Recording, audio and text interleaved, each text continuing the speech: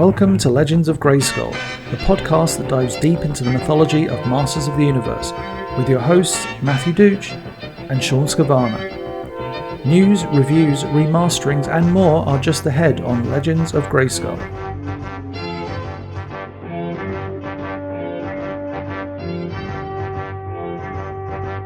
Hello everybody and welcome to episode 65 of Legends of Grayskull, the fan podcast where we discuss the history, the mystery, the magic and mythology of He-Man, She-Ra, Eternia, Etheria, Nordor, Primus, new adventures, old adventures, Ladybird, UK annuals, comics, mini-comics, anything and everything, Masters of the Universe, Princess of Power, anything with that Mattel logo down in the corner.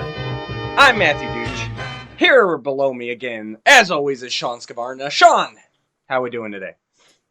Pretty good. I lost track of what episode number we're on, so I'm glad I went through that with you really quick. Other than that, as I like to say around the house, happiness ensues otherwise. So there you go.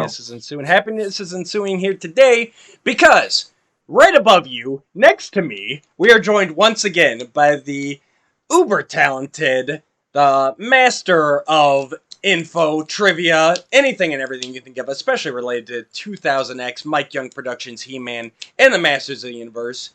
He is a colorist, book writer, editor, contributor, as you can see all behind him. The one, the only, Jukka Issakainen. Thank you again, Jukka, for joining us.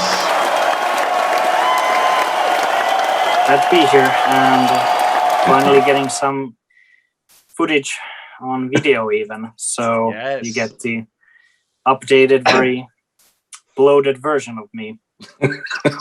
That's all of us. Yes, for those of you watching on our YouTube, we are finally accompanied not only by his wonderful voice, but we also have some video this time, which is very exciting. And I do believe Jukka is once again making history because not only was he our first guest host, but I do believe he is now the first guest host to be on 3 times. Mm-hmm. Am I? Yeah.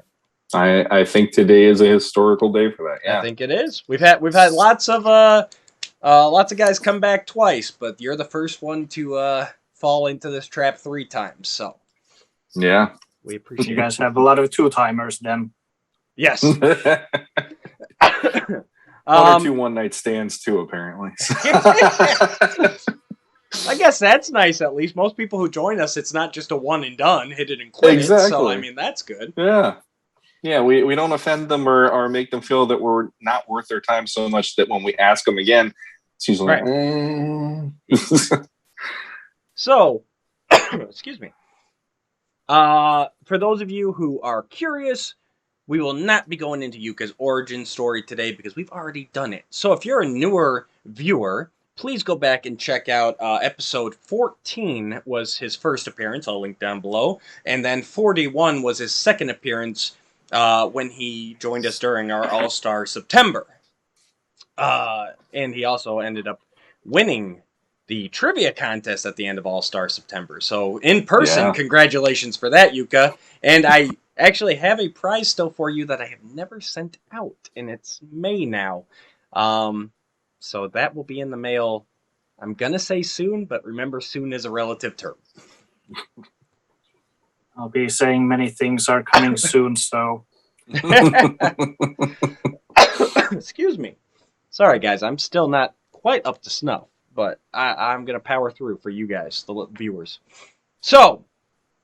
let's start off here. Like you could just tease, we got some good info coming a little bit later. But for right now, let's get Jukka's thoughts, because you guys have heard us ramble on and on. We've seen the leaked, well, I guess they're not even leaked anymore. They've actually been revealed. Let's talk about the Masterverse / Master Universe Revelation Netflix series. Jukka, what's your take on what you've seen so far? I'm excited for the Revelation whole 10 episodes. The first 5 will drop on July 23rd, and we have no idea when the second part with the last 5 episodes will be. And as recording of this episode, I don't believe the episode runtimes have been announced. Nope, still nothing. They are so secretive. I have my own suspicions, but I can't reveal them. Sure, you can throw it out there. It'll be nice and documented. I will say that the one image you might have seen a very, very long time ago from Kevin Smith on Twitter that did have some time-sensitive info. It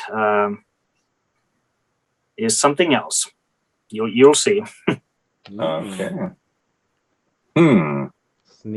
Sneaky. What do you think? What do you think about the couple redesigns that we have seen? Seemingly after there's probably going to be some sort of a time jump in these first 5 episodes. It looks like. Yeah, the images. I mean, we saw about 10 images, and I mean, it looks good. I mean, the characters are recognizable, and you can definitely pinpoint all the vintage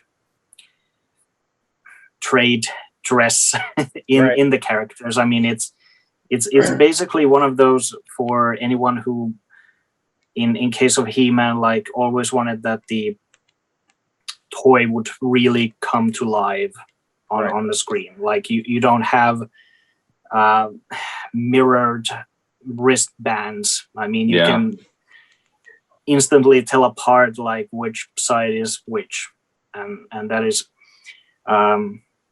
I hope something that fans would really like, because I mean the animation industry has gone a long way since 80s or even the 2002 version, and I mean the screenshots we got, I mean most of them were from episode 1, though the one episode with the group shot I think is from episode 3. So I think you're right. We'll have to see how the actual storyline then picks up. There's so much rumors and speculation, and it's actually giving me some fatigue. I mean, I'm looking forward to this series, and I just want to enjoy it. And depending how all the pandemic stuff goes on, I mean, we're still rolling all the vaccinations here very slowly in Finland. It'd be nice to have like a group of fans to see the Netflix premiere, but time will tell what will happen by July. And absolutely, that would be amazing. Even set up something virtually here for around the globe. That would be fun. Let's get you on record here, because Sean and I said our thoughts last episode.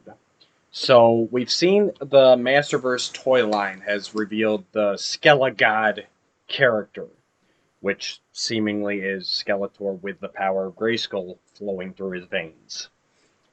That's what the descriptions would have you, at least. Right. So that is the info we are going with. What are your thoughts on how that comes to pass, if it actually comes to pass? Is this a red herring, or is it maybe, I threw out there that it might just be a vision of the future that the sorceress sees? What are your thoughts on it? I'm thinking that it'll be a plot point, but where that'll place itself, I have no idea. I mean, it could be something that happens at the like on the 5th episode, or maybe it's something that happens on the 8th episode. Right. That's also something that, because the toy industry has to reveal their designs and put the product out very soon. It's the case with nowadays that some of these things will get spoiled. I think was it with some of the Teenage Mutant Ninja Turtles series many years ago, they had a similar case. Like nobody had seen the cartoon yet, but they got like some images of the toys that were coming out. So it's always fun to speculate. no doubt about that. And the Skilligard design looks very much inspired the modern DC comics with the Eternity War, and it's like a interesting mix of some of the designs they wanted with when there was the DC Universe versus Masters of the Universe. Yep. And then the later Eternity War story arc. So it's like they're trying these designs. So and the concept of Skeletor getting the power of Grayskull is always a fascinating one. I mean, we've seen it in the live action movie, their take on it, but I'm curious to see how they will handle it in this limited series. And on the DC Comics note, I do hope that it won't be anything like the first mini series, the 1 to 6, where it's already like everything gone to hell, and then we just are slowly moving up the. I was not a fan of the Amnesia story arc. Nobody was. I tell people to this day, I say, go read the DC Comics, but skip the miniseries. Just start with the Horde invasion and go from there, and you will be fine. Yeah. Because that's the way they turn that comic around is a testament to what they, their skill. Well, they retconned it as more issues came out. So in that sense, if you do skip it, you are not missing anything. All the necessary information is in all the subsequent issues. So curious to see how they will play out it in the Revelation. And I want to see if Skeletor gets his own magic transformation words to say, not just the same ones that He-Man uses. I didn't even think about that. Oh. It's almost got that Green Lantern kind of the oath then, because each faction of Ring had a different oath they said to become a Green Lantern or a Lantern. So that'd be kind of fun if they did do that for Skeletor. In Eternity War, did Hordak say something when he crafted his own sword in the Forge of Grayskull? When he powered up? I remember now. I don't remember it off the top of my head. I mean, they probably did something with it. In the Hordak origin comic, he used some of the famous catchphrases from the franchise, but he wasn't powering up there. Okay, he said, by the power of darkness incarnate, I am the power. So he did have a little catchphrase. I thought he did. And it makes for good way to distinguish the other characters if they use the power of Grayskull. Just the way the DC Comics have their in that story with how different races view the Serpos or Horkoth or Zoar, which is basically just Starseed / goddess. So I loved how they pulled in that Trinity and made it used existing things and kind of made it its own religion, deity, thing there. It was really well done. And that is it's a bold take, and I remember some people not liking it, but I feel that is more closer on how you would approach that you're creating something new visually or story-wise, but you still pull something from the existing mythos to it. And again, Revelation seems to be doing something on those lines. If the Lieutenant Andra is the topic of discussion, it's something the race spent to give more diversity. Yeah, sure. and then have it actually be a character that not sure how many people remember. I mean, she only had like the 2 appearances in the Star Marvel comics, so I mean, it's a deep cut in a way, and it doesn't like upset the balance too much. I mean, people were not too fond of the whole Zodak thing in 2002, but I mean, it wasn't the end of the world. No. And Andra's a lot deeper than Zodak by miles. I was in a group chat with a number of big Masters of the Universe fans the day that all those images came out, and I was having to explain to some really popular guys who Andra was. So even some of the hardcore fans don't even know her. Of course, now that it's come out that she's changing races, there's all of a sudden thousands of fans of her, but the day before those images leaked, no one would have even been able to place her. Yeah, well, her name being on the cast list, that opened up the door.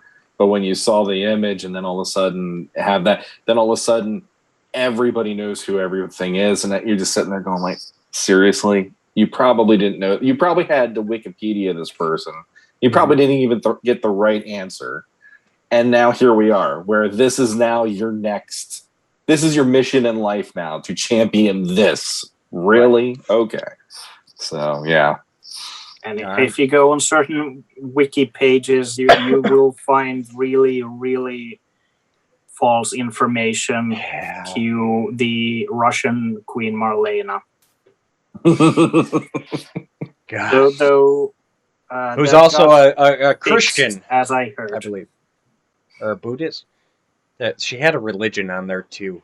It was weird. It's like, where do you guys come up with this? So speaking of things changing and staying the same, people being set in their ways, what'd you think about the CGI toys that leaked out there? They are very unique thing on their own, and I do like the style that we see on the artwork on the packaging of He-Man. It's something that I really hope little kids will be drawn to, because it is geared for a new generation, and that is something that Masters of the Universe, it at the end of the day, they need to reinvent themselves on some level and keep the franchise going. And many fans who are older, as we say, they need to realize the part that anything new that will be made, it's not necessarily for us. Exactly. And right now we are in the cusp of the situation where you have something for the older fans, but you also have something for the new ones. Yeah. So, and it's one of those, like, one is called He-Man and the Masters of the Universe, and it is CGI. Right. So also at the same time they have 2D animation, and there they made the name Masters of the Universe Revelation. Yep. Had they been like both just He-Man and the Masters of the Universe and another He-Man and the Masters, that would be confusing as hell. Right. And that's like something they took consideration at some point. I mean, they not sure if they had any big board meetings, but I mean, it makes sense that they would give them very unique titles, so you can differentiate between them if you are just discussing them. I mean, I've seen news articles on some Pop Geek, whatever sites, where they are talking about the Masters of the Universe Revelation and all about the Kevin Smith and voice actors and whatnot, and then they place the CGI that silhouetted He-Man image as the main picture, and it's like as a fan who has seen like, okay, these are two very different things, like how could you make that mistake? But right. in the more average Joe, I mean, it's possible that these will happen. So having one show start with H and the other starts with M, I mean, they're like in two different categories in that sense. And from what, it's go on. Oh, I was just gonna say from what they're saying too, it really sounds like Revelation is really going to be 10 episodes and that's it. Unless they completely change course, they are pretty much sticking to that this is a limited series. And whereas the He-Man one, I know there's already been talk about a season 2 beyond, and that seems to be what really is going to be propelling the brand forward. Revelation they've totally set up to be just kind of something fun for us adults that grew up with it. But I think the He-Man and the Masters is really where Mattel's going to be pushing behind. I think we're going to see a huge onslaught of product by this holiday season. It'll be interesting. I personally, I have no idea what the storylines or anything in the CGI show will be, but I'm hoping it'll be entertaining even for an older fan, right, and not something that'll like be too jarring of an experience. But it's going to be a new thing, and excuse me. It's not like we haven't had time to adjust to the idea all this time. Right. Mm-hmm. And real quick here, on our last episode, we did have a listener put a comment out there. George Garza, thanks for commenting, buddy. He asked, are they going to have Faker? And we discussed both shows last week, so I'm not sure which ones he's referring to, but let's go with both. In Revelation, do you guys think that Faker's going to show up?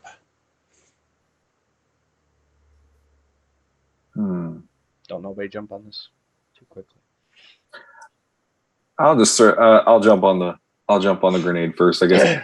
I'd say in Revelation, I don't think he's going to be there.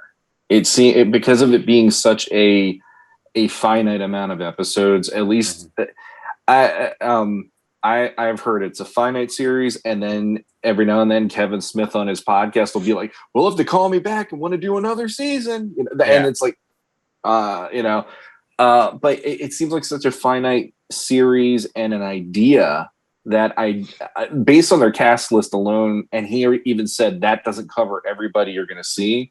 Right. I'd say probably not. If you do see him, maybe he's a background character. I don't think it's going to focus on him in any way, shape, or form. And then the other one, I'd say let's do Revelation first. All right, I agree with you for all those reasons. I think I say no to Revelation because I think Faker's too big of a story. If you're going to have him, you need to actually give him a full episode or even a 2-episode arc. Like, that's a big plot device the first time Faker shows up, and I just don't see it happening here. Sure. Jukka?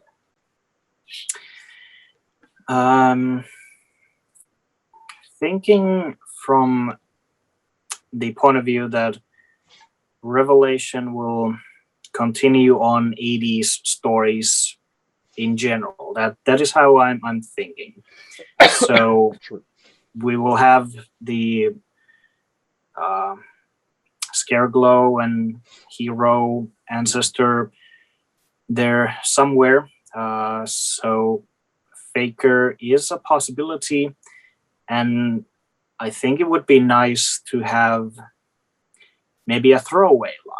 So like something that, I don't know, bad guys would be discussing that, that robot thing never went anywhere. And now we're doing this, or like something. I mean, it would be a fun thing to acknowledge that Faker exists in that mythos. Yeah, technically. It's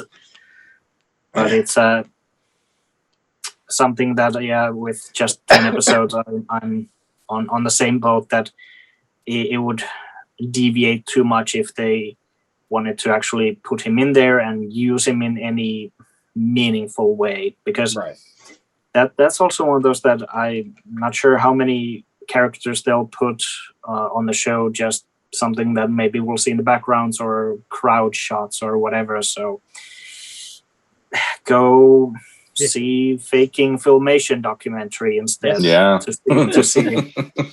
I guess that's more. Yeah, that's more where my mind was. Yes, technically he was in the shaping staff, technically, but I don't consider that like faker, even though it is. And then for the CGI He-Man and the Masters of the Universe, Yuka, you think we'll see faker there?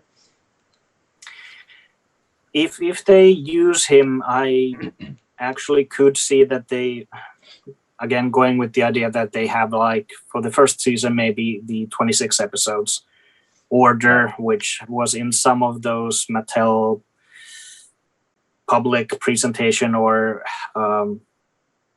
not the meetings, but it was in printed media at some point. There was a magazine, I forget what the name of it, but there was a magazine they did an interview about their whole upcoming slate.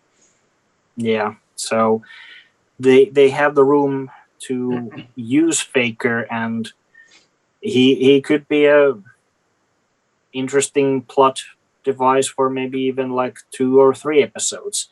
It might not be exactly how we've seen him in other mini comics or even classics, and it could be something totally different, but still keeping the idea that he's used to confuse or otherwise deceive people.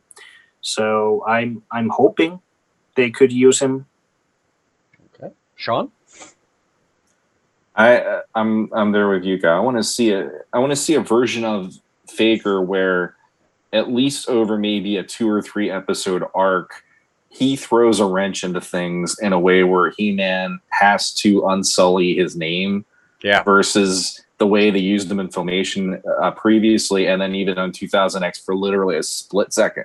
You know, like I'd love to see it where that could help for the new generation define that character, because as old fans, we've always defined him however we chose to define him, because he is there, he is a figure you can use, but none of the stories ever led to much, and it was more headcanon all the time, for me at least, for that character. Right. No, I completely agree, and especially with how we're speculating based on the toys and the images we've seen already, like, tech is going to play a big part in this. I think that lends itself very well to Skeletor getting a hold of some sort of tech that emulates He-Man. Like, that magic and technology is would work perfectly as an origin story for this robot that can perfectly take on his appearance. Throw in a little limited time thing, you know, because I think Faker's power is one that needs that limitation, and I think it could work very well. I kind of would like it later, though. I would probably say maybe season 2, have that be a significant arc. Let He-Man get some time under his belt first, you know. Honestly, like you said, Sean, more like Mike Young was going to do it, where he was going to come back around season 3, you know, because I think you throw him in there too soon and it waters it down. But if He-Man's got a reputation and then loses it, you know, that's a more epic story. That's just my opinion. And that's also hoping, if the new show is more in the 2000X vein, where each episode is building towards something for the season finale, versus the Filmation episodicness, which Netflix has gone either way depending what show you're watching. But since I know the one company behind it is the people that did the Troll Hunters, that show was leading to stuff. Each episode was building on itself, so I'm hoping in the same thing is the case here. I agree. On that note, if thinking in a more childlike stories, the CGI probably will be all about Prince Adam. becoming He-Man, so we'll get the origin story. Maybe in some of the first episodes, He-Man is still trying to find his footing, and bad guys immediately throw in this fake imposter dude, and that'll also maybe bring about something that He-Man has to consider, that what is his role, what is his reputation, and how can he do best good for the people of Eternia. Yeah. I mean, in the... I'm thinking like something like that could be like in Avatar Last Airbender and all those, so... And it could still be something that'll build up for maybe 10 episodes later. We'll once again meet up with the character and see what has happened since. Yeah. Oh, for sure. Oh, that could be really well done. Absolutely. It could be a cool rival. Now that you brought that into it, now it's like, now I'm thinking, like if he sullies his name throughout multiple episodes, and it's something where Adam doesn't even want to turn into He-Man because that robot or that, I'm almost thinking he could be a clone or something, even not robotic, perhaps. Yeah. That's just me. But using technology in order to create him, but he's a little different this time around. But just the idea that, it would be something where Adam is afraid because of the way people react to him because of what fakers do. Right. And I like that. It's that uphill battle you give that character. And at the end of the day, he's got to get that bravery and he's got to get that self-worth to put himself back out there because the people need him. That's going to be a heck of a cool message to have in that kind of a show. So, I don't know about you guys, but just in my own personal headcanon, which means nothing, but I've always pictured Faker like after... I've always pictured like his big arc, like you said, with Skeletor using him to impersonate He-Man, leads to some sort of uphill battle that Adam's got to overcome. I always thought in my head that after that, Faker would kind of become more of an independent villain. And you're thinking the Bizarro kind of way. I'm sorry? Bizarro, yes. Yeah, exactly. And whether the comic or the animated series version, it's he's got will draw that comparison instantly. And he's got to kind of find his own place. And I think even the UK comics I found out years later did a similar kind of thing, where in Faker's later appearances, he actually was shown at one point like wearing like an Adam vest and stuff like that. Like, and that's another interesting thing there. It's like, depending on how Faker's created, how much does he know? Or maybe there's some instinct or, even after the secret's out that it is an imposter of He-Man, there's still a wide range of stuff you can do with that character, depending on where you take it. And like Sean said, if he's actually ends up being like a robotic clone of He-Man, okay, now we're into does he know the secret identity? How much of a danger is he? Is he going to try and, take over for He-Man down the road on his own? Like that could be a guy that just keeps coming back and back. And he could have his own redemption arc, and later He-Man discovers that, there's some heroic dude in the village who's always in the shadows, but he helps people. And that or the thing my mind went to was it's you have a third force trying to get into Grayskull. Then it's not just He-Man protecting Grayskull, Skeletor getting in. It's now Skeletor. It's almost like instead of Hordak, you could have Faker being kind of that third entity trying to get in there for his own purposes, and then and then Skeletor would have to bow to him. So it's that race against time then between him and Skeletor, maybe, if they go that route. What about the Snake Men, Sean? I don't want to think about them. I'm sorry, I'm done. As much as I love 2000X, they've given me more than enough Snake Men for the rest of my life. I'm good. So I'm good. Let's just put a pin in that. That's over. All right. Thanks, George, for that awesome discussion. I am getting word from our producers. It is time for us to hit the commercial break. We'll be right back after these messages. We're going to take a look at the Mondo Hordak. Stay tuned, guys. Legends of Grayskull will be back right after these messages.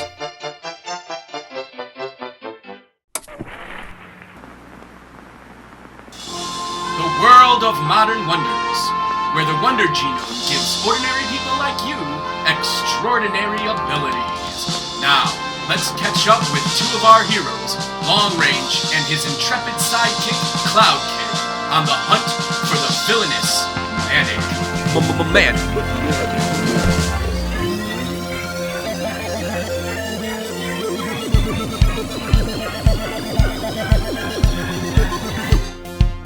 Hey, this is Matthew Rodriguez. Thanks so much for checking out Modern Wonders live on Kickstarter right now. I've always had the idea to start a superhero universe, and finally it happens. So thanks for checking this out, and I hope you get to at least check out the Kickstarter, maybe share it, and if you like it, do a pledge and get the book and learn a little bit more. Thanks, everyone.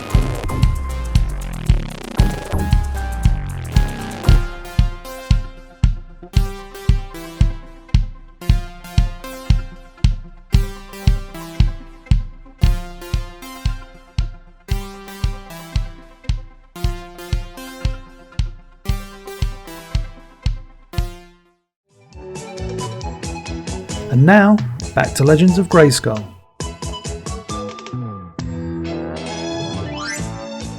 Welcome back, everybody, to Legends of Grayskull, episode 65. We are back. We're going to take a look now at the newest releases. Just came out today, the Mondo Hordak. Let's go ahead and switch on over there. Alright, so this just came out today. Just about a couple hours ago as of this recording. And unfortunately, if you guys are planning on getting this, the deluxe edition is already sold out. So, but the regular one's still available. The leader of the evil horde and former master of Skeletor, Hordak is one of Eternia's most infamous adversaries. Betrayed by his former pupil, Skeletor, Hordak was locked away in a different dimension, only to soon escape and plot his revenge on Skeletor and all of Eternia. Returning with his army, called the Evil Horde, Hordak vowed to destroy Skeletor and take down He-Man and Castle Grayskull in the process. After many years, Hordak has finally arrived at Mondo's Masters of the Universe 1/6 scale figure line, featuring an awesome updated look to his armor and weapons. This figure is covered in rich detail.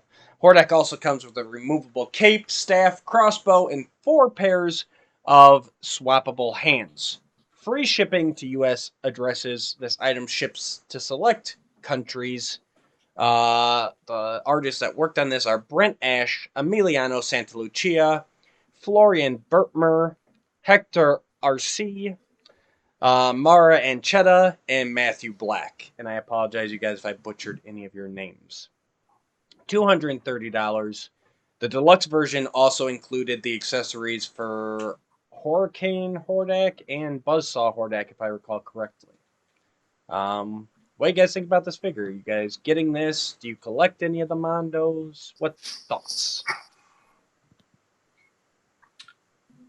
I don't collect the Mondos, but this is making me wish I did. I honestly, Man at Arms was the first one they did where I'm like, oh, and then this now is another step in a direction where it would have gotten me really into the line. That He-Man though, still, it's like if you start out with one where I feel it was like a step and a stumble in certain ways, and then you start doing these, it's like I can't do it, But right. Gorgeous figure, and it's like if you ever imagine like a deluxe version of this, as in like a redesign, but still keeping to the aesthetic of what you knew and loved as a kid. I mean, geez, knocked it out of the park, in my opinion. Jukka? Yeah, all the photography they have with the different dioramas and such, that is how I always imagine that any actual toy figures from Mattel, be it classics or origins. I mean, I'd wish we'd see a lot more those types of photos on the official site for the toy. But Hordak is there's something very raw about him that is just the black, the red, and just the entire nature of him. It's very appealing, and he's a very badass villain. Even if I'm always more on the Skeletor team, because he was the first one and he's the biggest villain, no matter what you say with exactly mentor stuff. Yeah.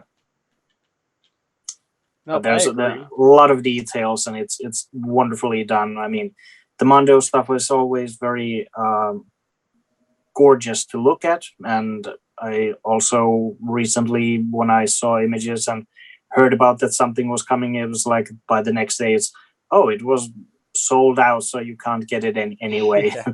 not that I could afford any of those. And well, personally, with the statues, I think when was it Mondo or Sideshow that did the Filmation inspired statues? I forget.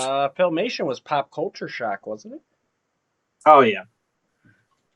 But Sideshow did the updated ones, like that She-Ra that looks very Wonder Woman-y. Oh yeah, it was okay. Yeah. So yeah, the Pop Culture Shock.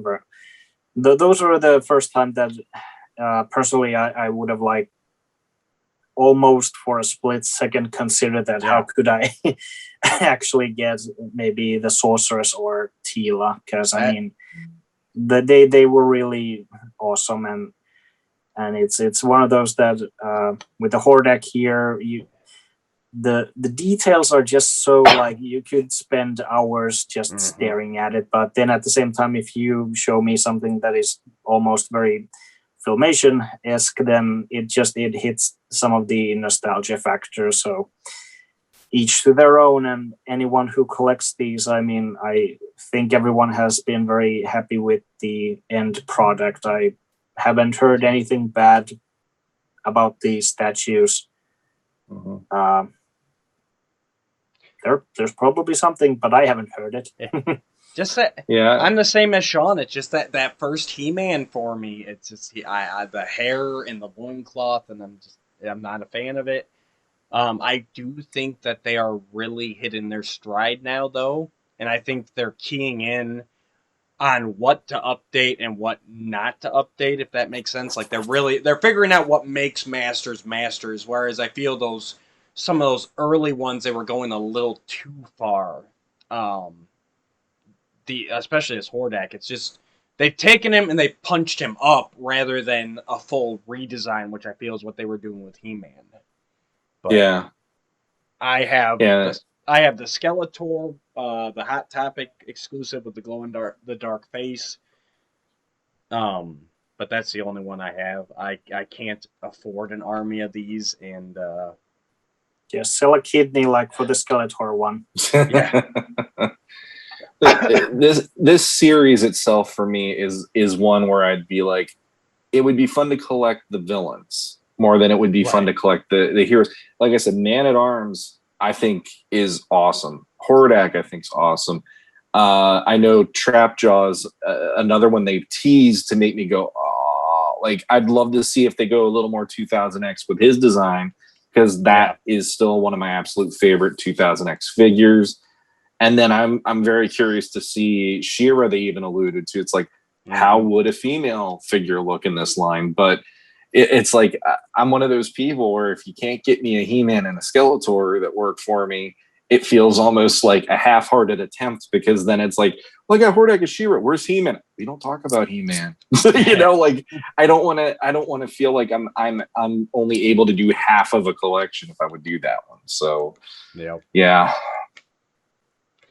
But yeah, if you guys are interested, head over right now, mondoshop.com, and check it out. All right. So that's the news. We had some good discussion with Jukka. Now, some exclusives, not available anywhere else. Jukka, you have a project you've been working on that you'd like to tell us a little bit about today. I do. It's unofficial guide to the 2002 He-Man series. And to be very blunt, if you have seen or already have the James E. Tuck's unofficial guide to He-Man and the Masters of the Universe, the Filmation one, then you'll sort of have a inkling on what to expect. I'm a fan of the 2002 series, and this is just something that I've had in my mind a long time. I've written in blog posts, I've done scripts for videos, I've interviewed people who worked on the show, from writers to voice actors, directors, and a lot of people, and even still more that I am constantly trying to get in touch with. Even on the official Dark Horse comics, I've done writing on and research related to the 2002 comics, as well as cartoon and the character guide, and it's something I really wish would be a official one. And you and me both. I tried to make a small pitch at one point when the Dark Horse books were in full swing, but there's not enough interest. So, and I'm not sure how many books there will be. The toy guide was with the supplemental. It was a process on its own. I mean, there's dedicated teams who worked on these, and the bundle that PowerCon sold, as well as Big Bad Toy Store, it was the way to actually make it happen. So in part of that, I feel that this was the time that I should actually put some text on paper, because I have already a lot of material that I've just accumulated all these years. So it's just a matter of actually collecting it all. Because just like with the Filmation guide that James did, there's so much to look in with just maybe script alterations and deleted scenes, storyboard differences whenever those are available, and heck, even the TV version on whatever aired on Cartoon Network and what ended up on the DVD. There's a lot of material, and I'm someone who has too much spent time looking at those differences and just noting them down on my own. And some are already online for years and years on the blog site and other places, and just but it's finally gonna be all in one place. So this is something really you've been working on this since 2000. The Mike Young production series premiered. Really, it sounds like. On some level, yeah. It's because it was an experience when the 2002 series aired, and at the time we had the discussion forums ablaze with discussion, and there were the actual people who worked on the show during it, and they even came to see how fans reacted and everything, and they discussed it later in interviews and then panel discussions. So it felt like something for everyone at the time, and everyone were on the same team, be it professional people on the writing staff or just fans who were eager to get some new content that hadn't been around for a good part of a decade. and it's it hit a chord when the show came. It's I grew up with the Filmation series, so they'll always have a place in my heart. But the 2002, it had so many elements that I really dug into and keep finding new things. And especially now when I'm like doing all the research and writing these, I'm constantly finding a lot of new things, and it's the age-old thing. Like, I thought I knew something, but actually I don't. Right. Well, let's jump over here then, because you sent me some preview stuff. Let's jump over. All right. So up first here, we've got this wonderful looking cover. What can you tell us about this? It went through a couple variations, and the Ken Kelly poster from 2001 eventually was the thing that Ken and I felt that was a good thing to reference. And again, going with sort of the route that James Eatock did, that there's a character in a silhouette. Right.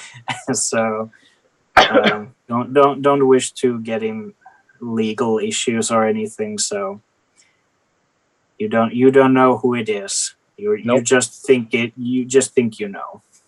It's heavily implied, but beautiful work yet again by the wonderfully talented Ken Coleman. I mean, it's so full of energy, weird skull-like structure in the background. I'm loving it. It's got all the energy. And I will once again note that not completely final art. I'm sure probably gonna tinker with every aspect, from how I structure some titles or page numbers and all that until the very last moment. always seeking the perfection. All right. So now we got, and again, like you said, guys, none of this is final, but this is your layout for the beginning part 2, it looks like. So why don't you run us through some of the sections we can see here? So it's has the title, and then I've used the code that was on the script and the name that they had in said script on the first line there. Sometimes it would differ from the final title that was on the show. I think when Cartoon Network had their previews on upcoming shows and schedules, those earlier names might show up there as well. It's nothing major, like no big name changes, but some of the spellings, and I wanted to keep them some way there as well. And then we have the writing, directed, and story edited credits. And I have script info here. It is the broadcast script. The info on that will change from episode to episode depending what was available. It could be a second draft or fourth draft, or it could be a broadcast script, but all the info I have is mentioned there. And then the American air date that was on Cartoon Network / Toonami. In this case, included is the movie version on August 16th, and then when the actual episode aired on September. Cartoon Network episode description, which in this case is taken from the movie version. And these will be, after the 3 episodes, it will be one for each respectfully. Then you have the cast of characters who basically usually are the main ones who have dialogue and actually impact the show some way. Some secondary characters as well, and usually the characters that had some speaking lines. So I've tried including many of those. Then there's the synopsis, which is self-explanatory. And if you go on the next page, there's start of the episode wrap around the clips mentioned. After the beginning 3-parter, this part will have the morals from each episode. Right. I have curious translations of episode title.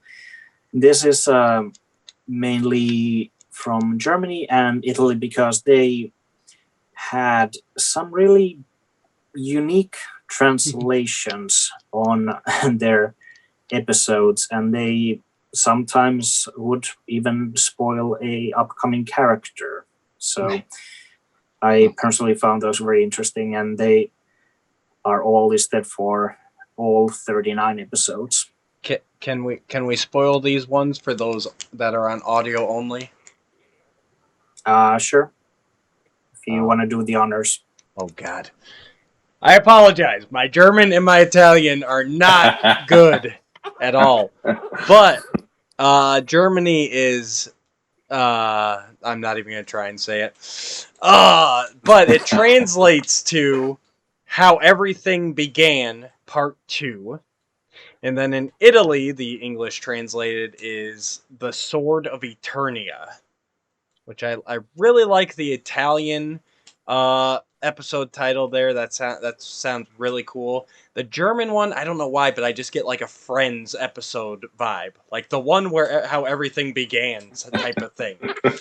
The one where He-Man met the Power Sword. Right.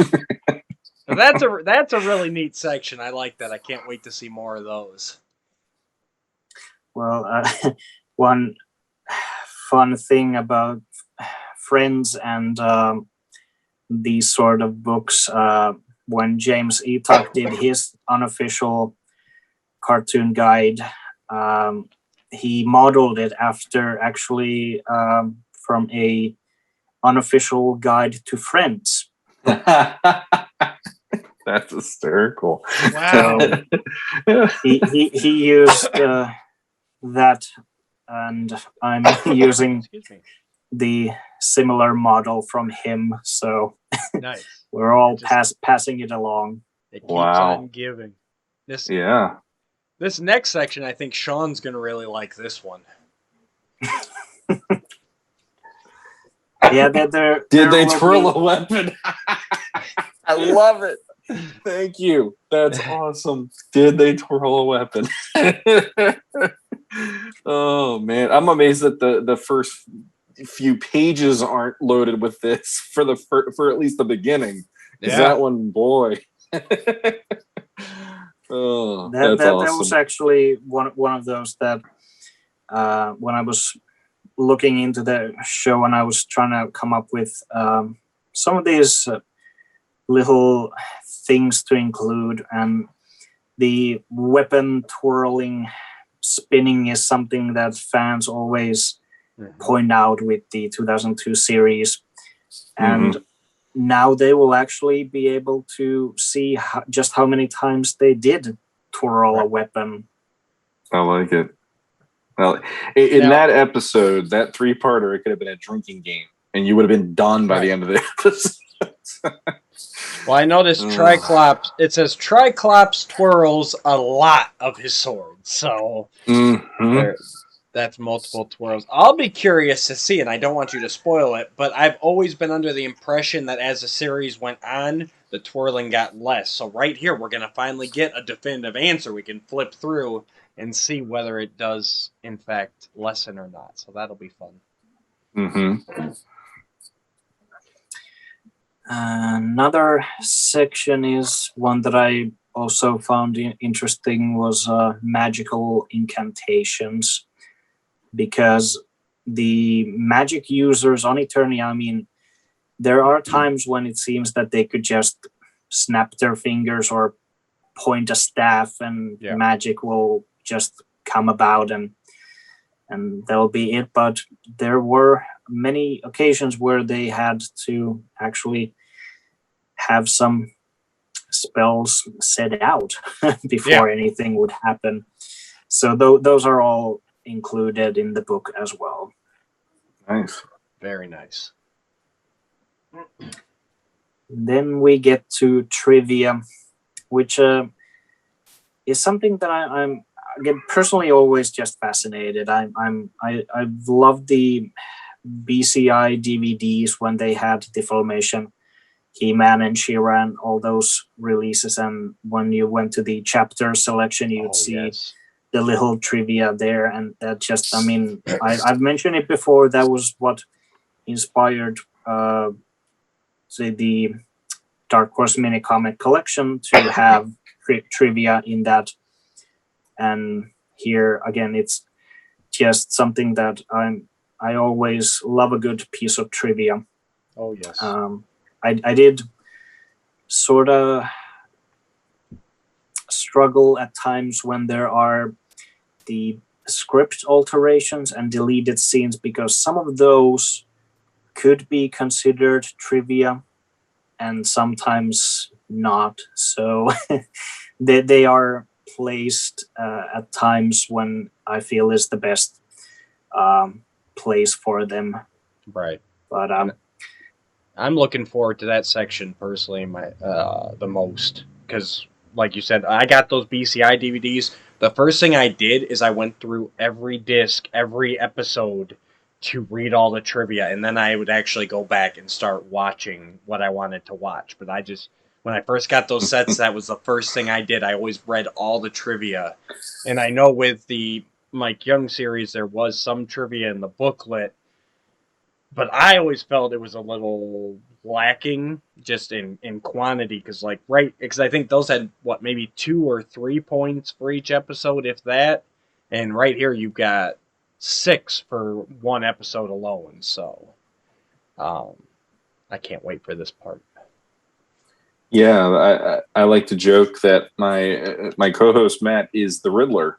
And I'm looking at this part going, I bet you there's going to be something of a giveaway involving something about this, but you know who's going to respond first. Yeah. You'll have to actually have it. Jukka, you are not allowed to answer this. But it's if you use any of these for a potential giveaway at some point. He cannot answer any Mike Young related questions exactly. from this point out. All right, let's get to the last page here, which I think is just a continuation of the scripts or the alterations, right? Yeah. And look at all that. Look at all that info, all that trivia you guys are going to get in this book. This is amazing. This is just one episode. Mm-hmm. Excuse me. There's a lot in all the episodes. Many times, I mean, obviously some parts would be just cut for time if the script maybe had like a whole bunch of fighting scenes, and then the actual episode would just skip maybe 1 or 2 of them and streamline it. But I'm right. I have it all here. So, and something that surprised me was the Deep End episode. I'm shocked to say, I mean, that actually had a lot going on in the man-at-arms inside the giant fish. And that's nothing, Sean? Nothing? I'm trying to be nice right now because I'm interested in what he's going to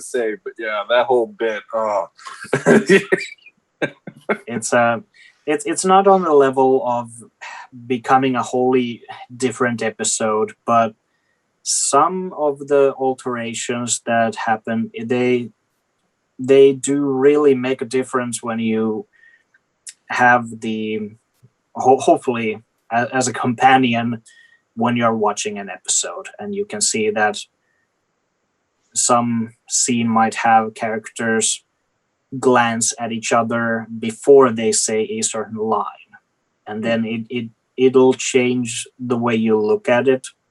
At least in my case, I found many times that the writers did put a whole lot of character moments, and it didn't always come across the best way in the animated version. And it's not to the detriment of anyone working on it. It's just something that they maybe didn't pay all that much attention, or it was cut shorter. So had you had maybe another beat with two characters, especially something between Evelyn and the faceless one, it would have made a difference for the actual episode.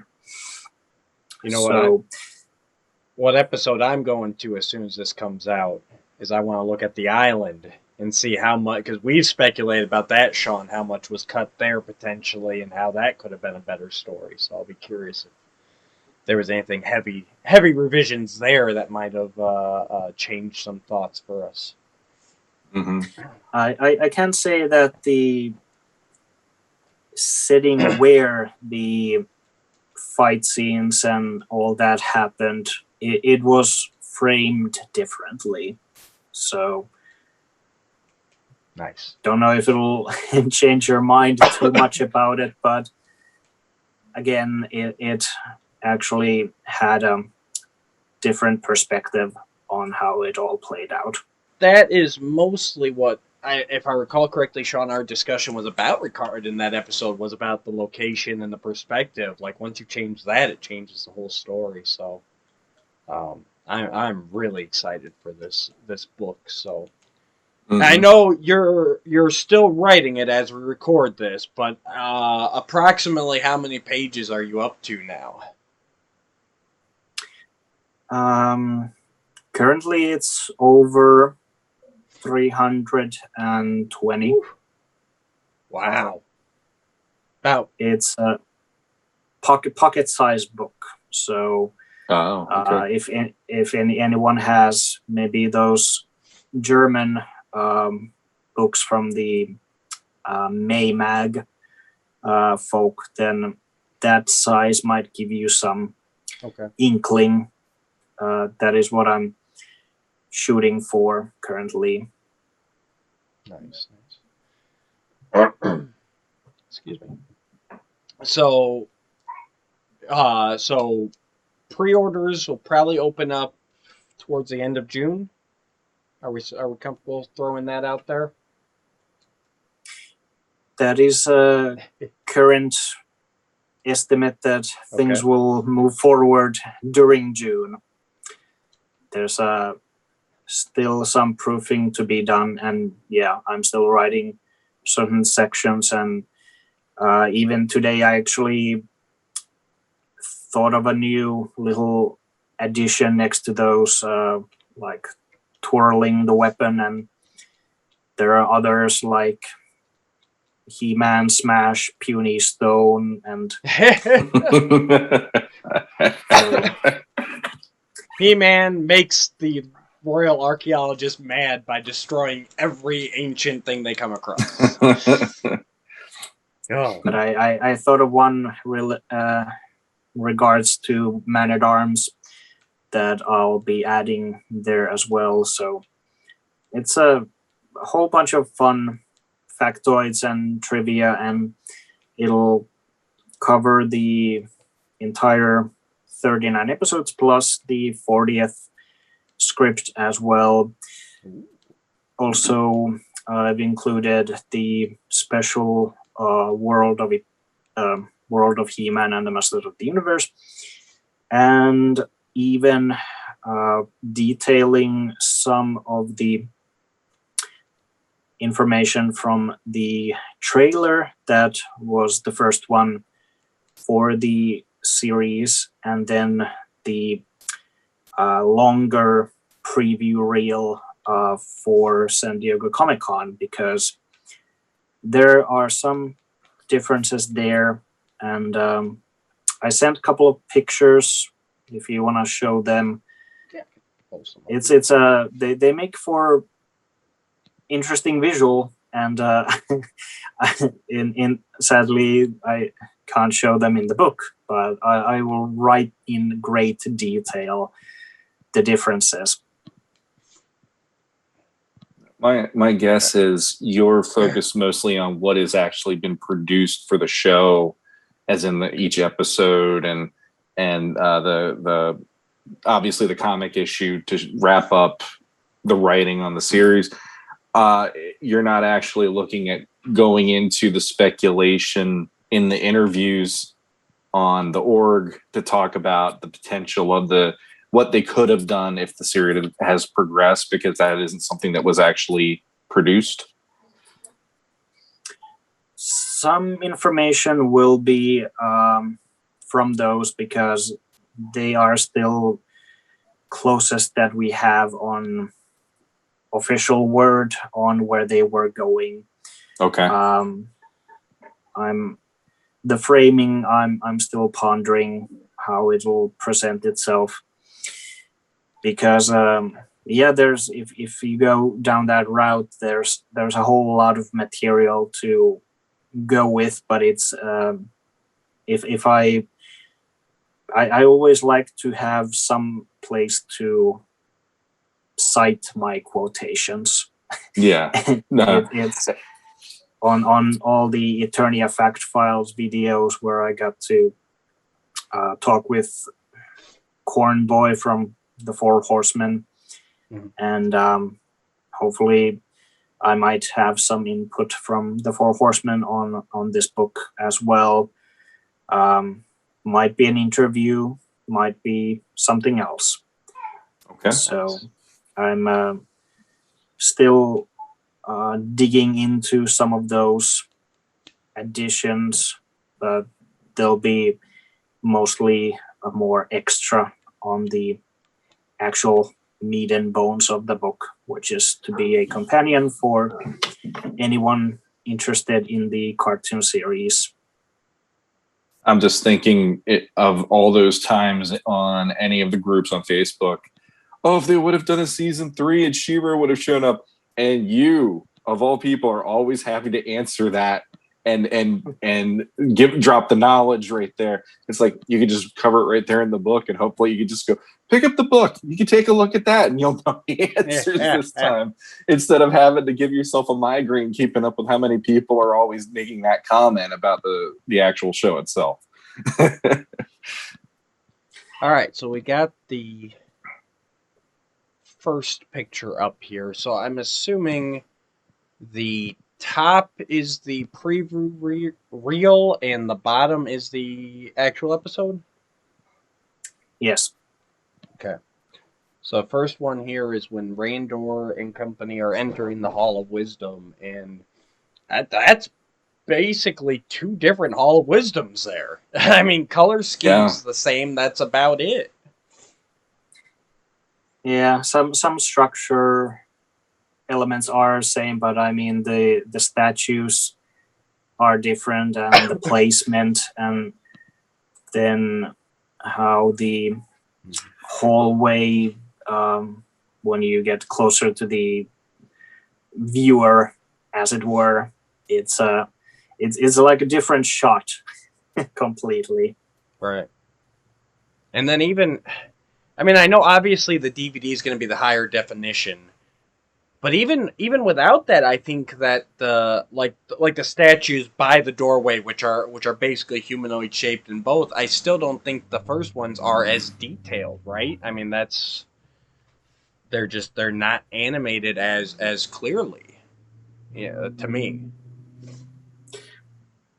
Yeah, it's a different take on them, and I showed one comparison recently on Facebook, and even one of the animators from the show commented that he wasn't aware of the changes, and he worked on the actual thing. Wow. It's I would hope to find some answers on why some of these changes are, but that is still a work in progress, and maybe there are no answers. Now, this next one is very interesting to me. Because that's not even close. You've got Keldor when he's sending his, ordering his forces to attack, and in the preview version, you've got Evil Lyn clearly standing beside him, and some shadows jumping out, and then in the DVD version, it's just Keldor with the shadows jumping out.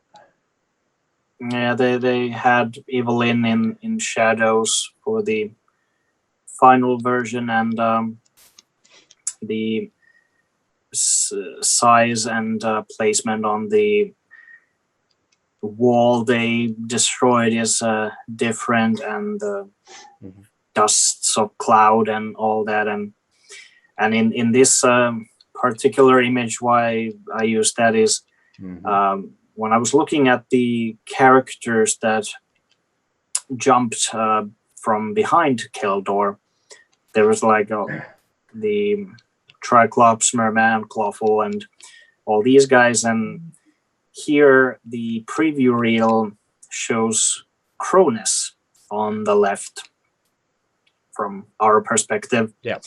And I was actually shocked to notice that the final episode, it has a small animation error.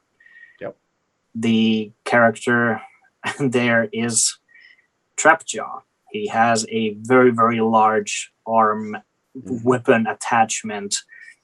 I mean, Cronus did have a weapon in the flashback, but it's not shaped like that. It's not as humongous as what that silhouette would have. But the other shots actually did have Cronus in the proper flashback version. So it's a very quick shot, happens for like a couple frames, and yeah, this is the level of detail I'm looking at these and writing down all the research. Yeah, I'm even looking at Keldor here, and he seems almost like a different design. The preview one seems much more Skeletor. Maybe that's just a low res, but it looks like it's his chest symbol is the actual crossbones there. I don't know, it just seems like they mixed it up. Like his aired version looks a bit more plain, whereas the preview version to me looks more skull motif even before he's got the skull. But I could be wrong about that. I haven't looked at these close enough for long enough. Also, I want to give a shout out to Val Staples on helping me acquire the images on the preview reel in this quality. The other versions that I had for years were much more pixelated, right, and meant to be played on real player or something. Oh yeah, I remember those days. Mm-hmm. Now this one's interesting. The guards that are up next here. And this is one of those. I mean, they look, honestly, they look like a complete, almost a completely different animation style. I mean, they're much different. Just the look of the characters. They're similar, but then at the same time they are different. It was one of the curious changes on the faces and showing white behind the pupils in the preview reel, and the angle is a bit different, and the final version, it's more Scooby-Doo-esque. A little bit. Mm-hmm. A little bit. I can see that. A little more Bruce Timm, maybe. I don't know. But very, very different. And the big easy difference is obviously that they switch places. Yeah. Go by the beard, and it's suddenly on the right instead of left. Mm-hmm. Yeah, it's crazy. I cannot believe they spent all this time. Mm-hmm. This next one too. I was shocked when I looked at this side by side. I mean that, especially Captain Randor, the mask, the helmet, whatever, incredibly different, and they changed it for the better, in my opinion. Yeah, it's the setting is different on the angle, and Man-at-Arms maybe is the closest one looking same, but even with Ram Man, like his entire posture is different. Yeah. Mm-hmm. In the head, he's got more of a his helmet comes out at the top instead of staying tapered in. But yeah, I can't tell if that's just or Captain Randor's forehead exposed, or if the whole top of his head is exposed there. I think it's the whole top of the head, like you can see his hair. I'm going with the helmet has the one part miscolor. It's meant to be the full helmet, but then it's skin tone, so it looks like he has a place to like shoot me with an arrow right here. The way I was looking at it looks like his hair, and I'm thinking more like the mini comic She-Ra when she would wear her tiara upside down as the mask. Yeah. That's what I'm seeing. Oh. But yeah, even Mechanic looks a lot more imposed. Everything just, I mean, obviously the high definition plays a part in it, but even beyond that, everything's just got more of a style and a color to it in the aired version. Completely different hallway behind them and everything. I think that was... Nope, we do have one more. The close-up of Randor, Mechanic, and Ram Man. Randor's differences are maybe the biggest ones. Mm-hmm. Yeah. Yeah, for anybody... I was going to say, for anybody who had a problem with those Masterverse figures with the head sizing and proportions, it's like Randor he's like a tank in the top one. He's like double the size he normally would be. And on the bottom, he's a little more proportionate. Yeah. Compared to the top, yeah. Same with Mechanic. His helmet's got an odd point to it. It's got a really, really big top, and yeah, just the whole composition there is very, very different. Well, I mean, obviously animated from the same storyboards, but you know, night and day looking at them. Now, you said one animator doesn't even remember this happening. Have you had any conversations with anybody who could give us a how or a why, or why they wasted time? Was it wasted time animating to get a preview reel out there, or do you think they weren't happy after doing the first pass and went back and changed it? Do we have an answer, or is it all speculation? Speculation currently. Sort of working on couple contacts to see if they might have answers. It's with the 2002 series, it's starting to get to the point where people who worked on it, they might not remember all the details.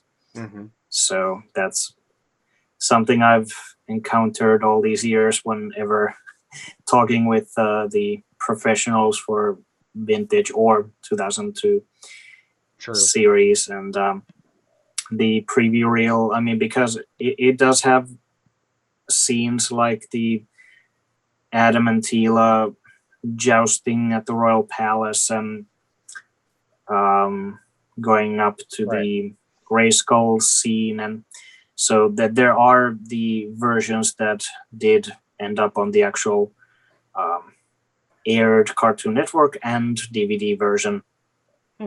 But some are different, so it could be just a retake thing, possibly, because there's also the one funnier part was in the preview reel that when they have the fight at Hall of Wisdom, and there's the shot of Captain Randor throwing Merman over him, and there's the flash, and then the elders disappear.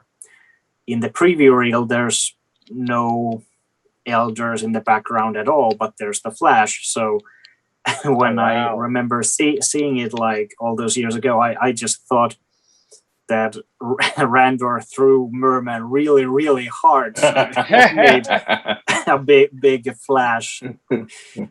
But then he looks over his shoulder and he's like the shocked reaction that something happened. But yeah, that wouldn't show until the actual episode came on Cartoon Network. Right. Crazy. But it's a big undertaking, so you figure someone out there has to remember. I mean, having to go back and redo all that or whatever. So hopefully you'll be able to find your answer. And if I don't, then hopefully I'll gain some other information that will make into more trivia sections or something else. There's a lot to be uncovered. Some art and info is out there, so it's just a matter of really getting to the right people. And I have been very fortunate all these years to get in touch with people who worked on the show, and they've been very gracious to answer my nerdy fanboy questions and at times even show some storyboard artwork on what they did, and all that information is gonna be in the book. All that accumulated intricate stuff that just I will lay it all out in the book, and then I'll probably forget it all. And when you ask me next year something, I'll not have any info about any of the episodes and what happened in the series.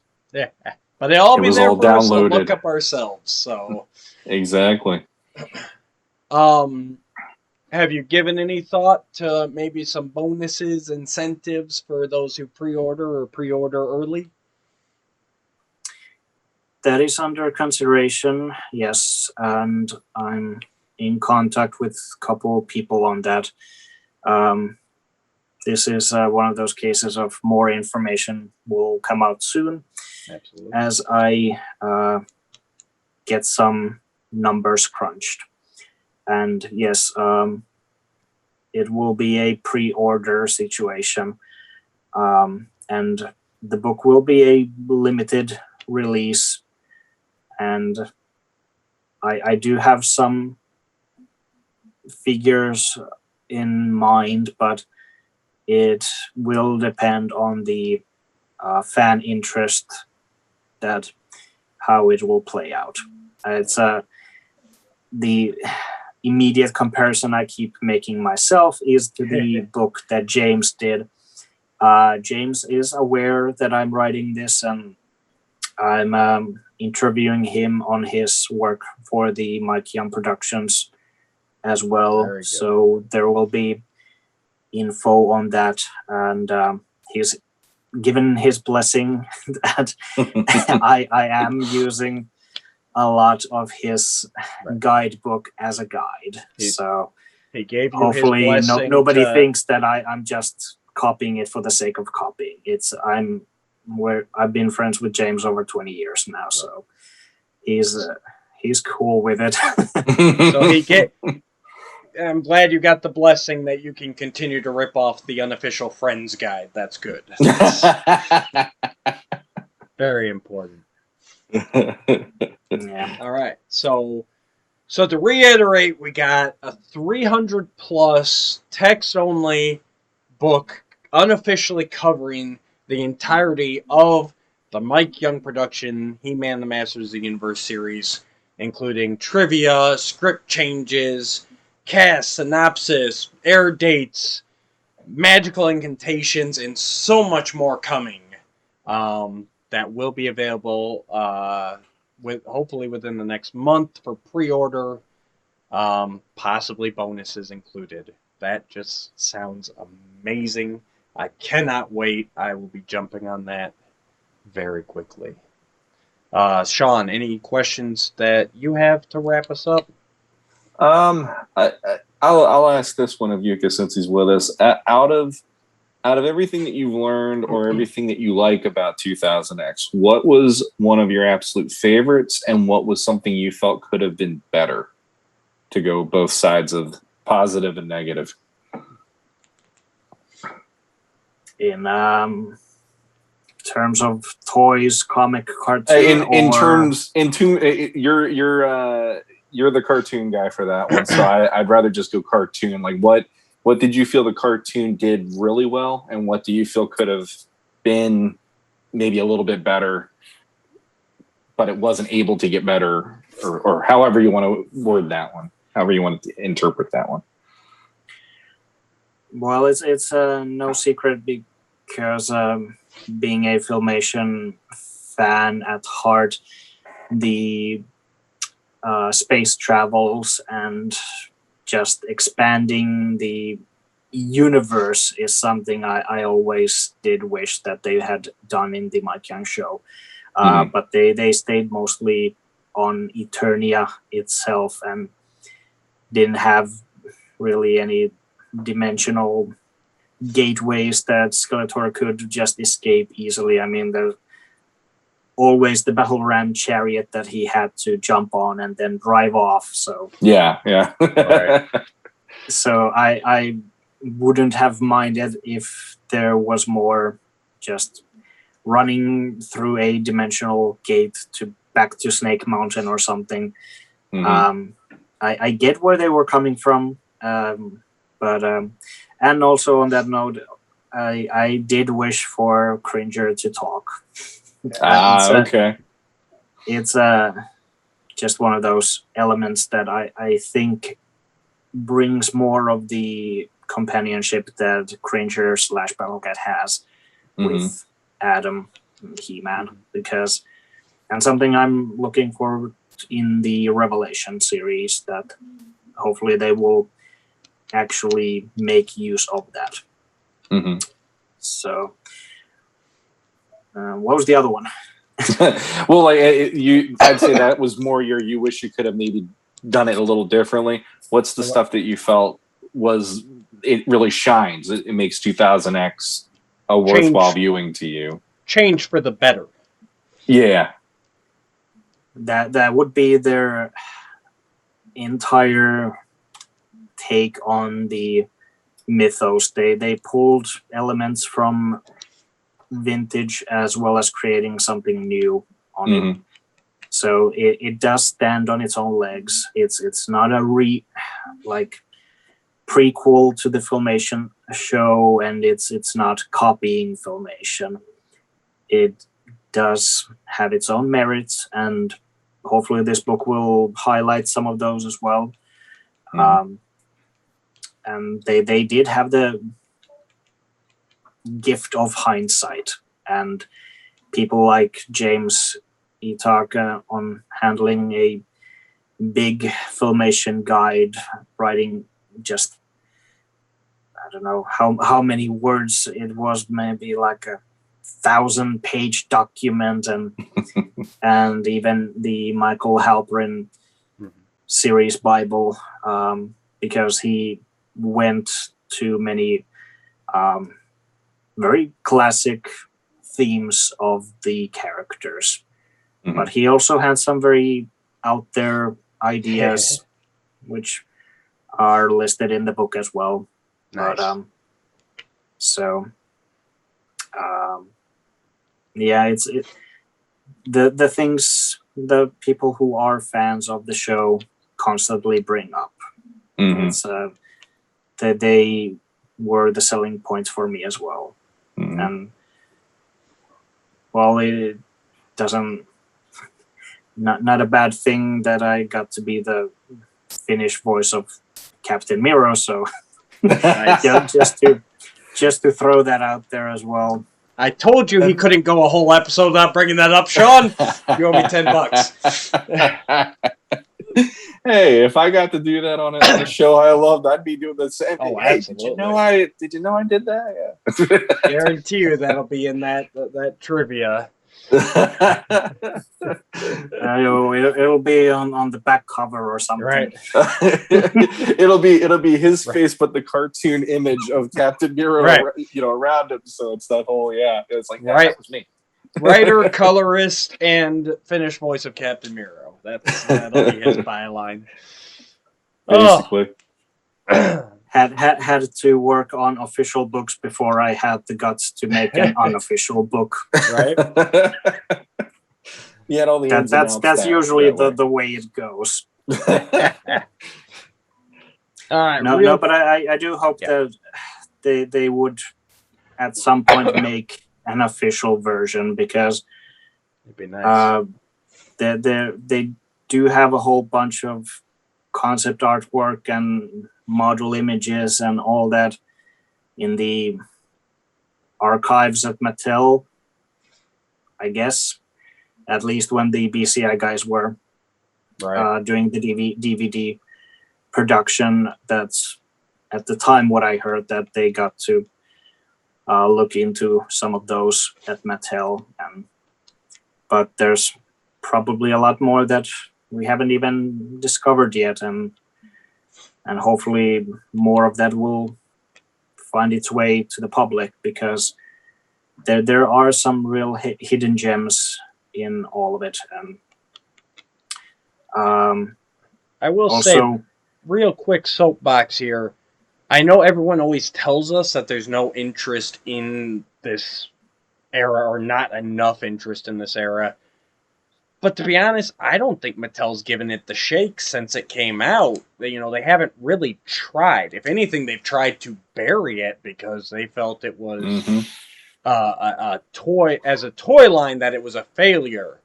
I mean, Sean can attest. We have had not a lot of people, actually. We put a call out seeing if there were people that got into the series because of 2000X and Mike Young Productions, and we've actually had a lot more people reach out to us than we thought we would, that said they were kids around that time, they got into it, and then they discovered Filmation and the 80s stuff. And I think even the fan base our age, I think, is a lot more into it, but if you're not putting anything out there, you're not going to see a lot of interest in it. I think it's one of those things where you kind of gotta try pushing it a little bit, which is the one thing I'll say about the recent Origins Evil Lyn, them actually sticking that 2002 toy logo on there might be a step that they're willing to test the waters again with this era of the franchise. I bet you any money there is at least one post, maybe even more, each week on one of the groups on Facebook where there is somebody who says, did you know there was a He-Man show that came out in 2000? Right. And then it just turns into a thing every single time. And then, like I said, Jukka, he puts on his cape and he flies in and delivers the knowledge drops and knowledge bombs on these people. But it's something that it hasn't been touted the way that Filmation's been touted, and the way that, we had it for years growing up. Whereas 2000X is like a finite window of time that you had for that show to be on the air, and then to find the DVD sets and all this stuff. Thank God for YouTube. It's never even that's how been, most people are discovering it. Yeah, it's never even been on a streaming service as far as I know. None of them. So I don't get it. And this is one that Mattel owns outright, so I really don't get why they don't push this more. I'll never get it, but it deserves it. And I'm glad Jukka is the person spearheading this. And I have never met a person that if they discover this series, that they are upset about it or they felt it wasn't that good. Like, yes, some of what Yuka was saying about, Cringer not talking, Battlecat not talking. Some people don't like that so much. But and for me, the transformation is still one of my weaker points of it. But on the whole, this series delivers so much. And that's why I'm always going to be that guy. Like, I'll never be on Yuka level of this. I'll never be that. But I'm always going to be a fanboy about this show and always say, this takes the place of Filmation in my heart because it's telling a story that is well crafted. It's telling a whole arc of a story through season 1 and season 2. We never got that with Filmation. The episodicness, it's nice for it being a syndicated series, but this is like, here's an epic tale on Eternia that you can enjoy from beginning to end, practically.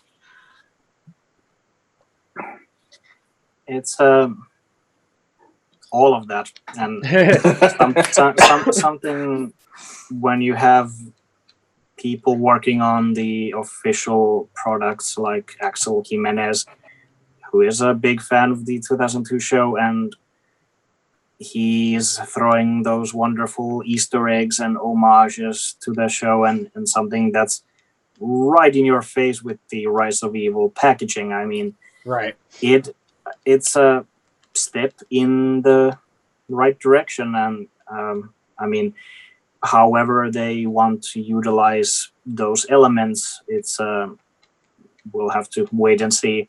But it's something like when you have the Hall of Wisdom on a gorgeous box art packaging, it makes for a good conversation between fans, and it's a place to maybe help them discover something they didn't know existed. And the show is episodes can be found on various YouTube links, so it's not something that is hard to discover. So hopefully that'll bring more people aware of the show. Absolutely. I'll always credit, just real quick, I'll always credit 2002, that series, to make me remember what I loved the most when I was a kid. Because otherwise, like most things at that age of my life, it was like, oh, it's fun to look back on that. Oh, I have the VHSs at home for Filmation. Here's a couple episodes.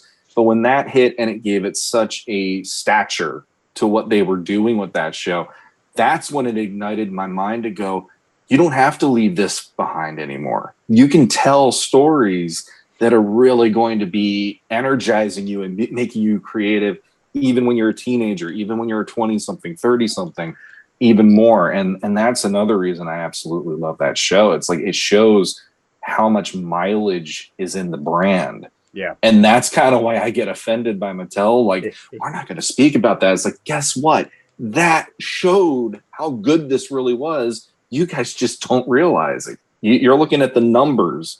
You're not looking at the content and the creativity in here, 100% agree. All right. So, wrapping up.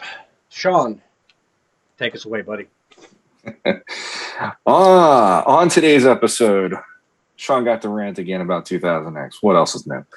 But Matt and I want to say thank you very much, Yuka, for joining us. And we want to also congratulate you for your historic 3rd time coming on and being our guest. We appreciate it. And also, it's really cool that you used the podcast to talk about the upcoming project, the Unofficial He-Man and the Masters of the Universe 2000X book that you're doing. That's awesome. I know you're getting my money for the pre-order. I wanted that meme. Take my money right now, basically, while you're talking about this. Day one, I'm happy to sign up for this. This is making me excited. So we hope you will come back again in the future and talk to us some more, lay down the knowledge, as well as when the book comes out, come back on. Let's talk about it some more. Absolutely. And let's see. Otherwise, hey, if you like what we did today, like, subscribe, hit the notification bell, ring that bell, as I like to say. Join us on Facebook if you want to join in on the fun. Legend, I almost said Podcasters of the Universe. See what I do here? Wrong show. Legends of Grace. I know. You're not Legends even on that Grace. one. I know we have the crossover potential, but I've never been on it. Legends of Grayskull podcast. Join us there, and you can geek out with us about Masters of the Universe. Or if you are not on Facebook, logpod85@gmail.com. Send us any comments, questions, suggestions, whatever. Creative input is always appreciated. Constructive criticism is always appreciated. So, real quick, Jukka, where can they find you? You can find me on YouTube. Toon Jukka is the name I go by. There's a whole bunch of Eternia fact files and even videos about 2002 series, trivia there as well, and just more videos coming in the future. And for the unofficial book-related topics, there will be a website, and depending when this will come out, the link will be in the description. Let's put it that way. Sounds great. There you go. So until next time, folks. Until next time, guys, stay legendary. Good journey. Every time. Oh, come on.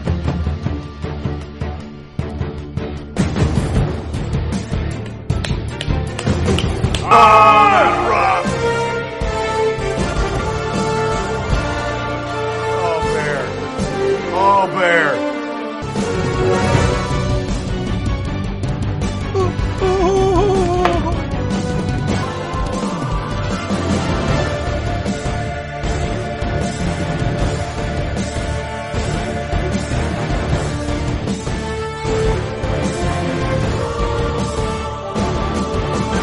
Oh.